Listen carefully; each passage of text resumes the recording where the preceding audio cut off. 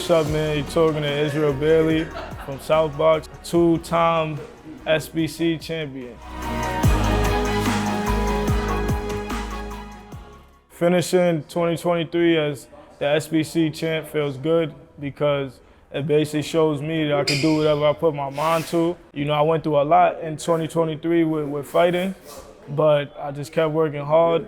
I stayed on the course to my goal, and I proved to myself and proved to others that I would get to where I am now, which is the two-time SBC champion out of South Box. The sport of boxing means to me that, you know, God got a plan for me. You know, like I had a rough childhood. I've been fighting all my life, you know, like I fight anybody. I was never like the type of guy that can sit there and argue with somebody, because I argue with you, I'm gonna say something stupid, and I don't like looking like a fool.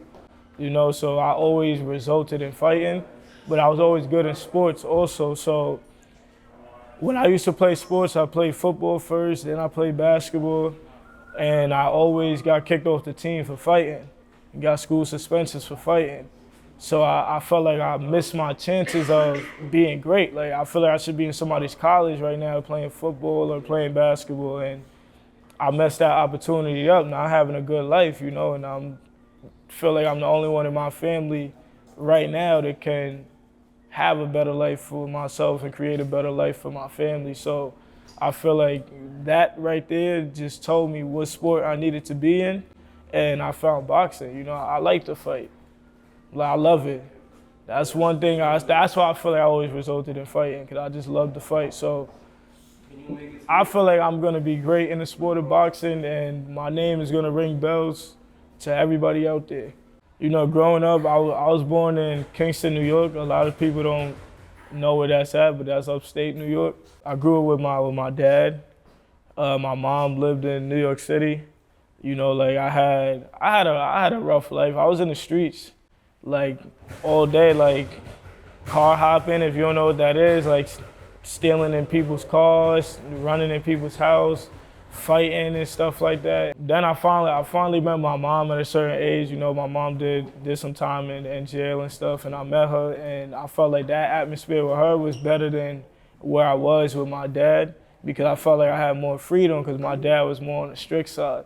So I moved with my mom, then it was complications, and I ended up, you know, going into the foster care system. And you know, I wasn't in the foster care system that long, but, you know, I have siblings who have been in the foster care system longer. Then I moved back to my dad, then I moved back to my mom. So it was a lot of moving around. I went to a lot of different schools. I lived in a lot of different boroughs. You know, but I feel like just going through all that made me, like, strong in life. It made me who the person I am today. I also work for a foster care agency, you know, 'cause I want to give back to all the kids who went through things like me and my siblings.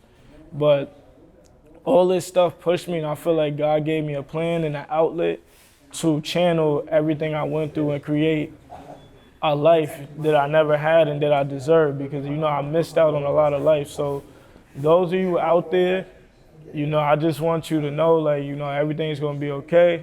If you're going through some stuff in life, you just gotta hold on and just know that God is there, and everybody's story is written. You know, God got a plan for everybody, and just stay the course. And you could do anything you can put your mind to, anything. When I entered the boxing gym, you know, I remember the first day when I came, I met Eric Kelly, and I told him, like, yo, I want to start boxing, but I'm gonna come back next week. He looked at me, and we all know how Eric is, whoever knows Eric Kelly. He said, listen, if you don't come back today, don't come back at all. And I'll never forget this story. I came back that same day, and that man had me waiting for about 30 minutes. But one thing I didn't do was leave. And then he came out, and he set me up with a trainer, Elliot Ness. And ever since I've been with my trainer, you know, he's like a father figure to me. And he told me one thing: once you listen, I'm gonna get you to anywhere that you wanna go. And from that day on, I've been in the gym every single day, unless I went on vacation or something. And I've been in the gym every single day because I believe there's no days off to your goal. You get what I'm saying? If I take a day off, that means somebody out there is doing way more than me. And I want to outwork everybody. So days off for me, it's not good. And I'm not gonna say my age, but you know, I'm a little up there. But my thing is, I want to show people it don't matter the age.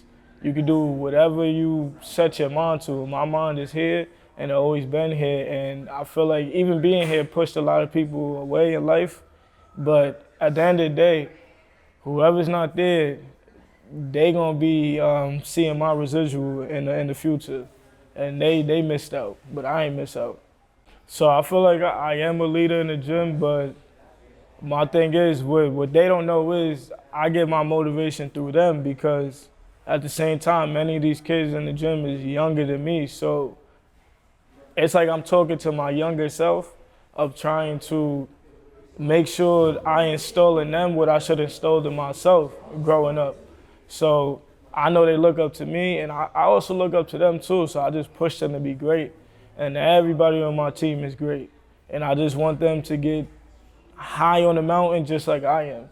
So my team, we're not a team, like we're a family, you know. That's one thing I could really say about my team that is different than any other team out there. We more of a family. This gym, South Box, I feel like having the respect is great, because I remember when I first came in here, I was hitting a speed bag, and I'm just watching other people like who's on higher levels getting a lot of respect, and eyes is on them. And you know, I'm just sitting there like, and I learned to do the speed bag without looking, because I'm sitting there looking at the crowd and looking at the atmosphere, and I'm like, man, I want to be there someday. Like, I want to be that guy. And I did what I had to do, and now I'm that guy. So it feels great.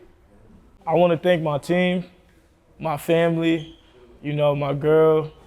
I also, out of everybody, I want to thank my coach, because at the end of the day, I wouldn't be where I am today without him, without his knowledge, without his love, without his skills, without his pushing. I wouldn't be sitting here as the two-time SBC champ. So, you know, I say thank you to him. And listen, we working, man. Y'all gonna see the sweet science, and you're gonna continue to see it. And if you're looking for a coach, come out to South Box by Eric Kelly and look for Elliot Ness. So I'll see everybody January 20th.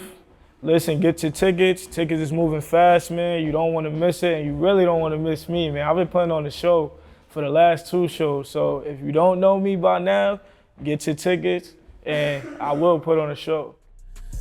Tell me how you wanna change it. I got a mind full of evil thoughts, so how the fuck a nigga gon' tame me? You can't even blame him, why his heart full of aim. Ain't send an addict to no stranger, that shit put us up in danger. Of a gangster, tryna tell my mama she don't get it. And that's the same shit I try to tell my sisters they don't hear. Like I done seen death so many times to the point that I don't fit. It's like now I got a kid and that's the reason for me to live. As long as the pressure gon' build, the smoke gon' clear, I'll be right here. Just going through every pain that I feel, tryna hold by your tears. That's my son right here, and I got a white beard. Gotta let them know the toughen up we built for this shit. Better tell that hoe that bitches get killed for that. Any minute, minding more, who drop the low, that's who I get. I don't take these pills because I'm suicide. Bitches make me sick. Bitch, get off my dick. Shit got hard, you praying to God that he fits. Even looking at the stars, got you wishing. Realizing it was probably better in the trenches. But it's a young nigga down to do whatever for your position. Without the weed, I be tripping. And lean addition. My habits are expensive. My license are suspended. Can't take another 10. Gotta live this way on track. It was 5K I spent. I ain't taking care of my bitch. Screaming free all of my niggas. But they got kids, I ain't bitch. Stressing RP to death. Ain't seen his in a minute. A couple days ain't talked this shit. I done ran out of minutes. But I bet now one of my brothers can't say I ain't send them pennies. I got water thicker than my own blood, and that shit fucking with me. P.O. keep fucking with Q3, and that's who drugging with me. They know don't touch light at the door, cause that's who clubbing with me. I'm really alone.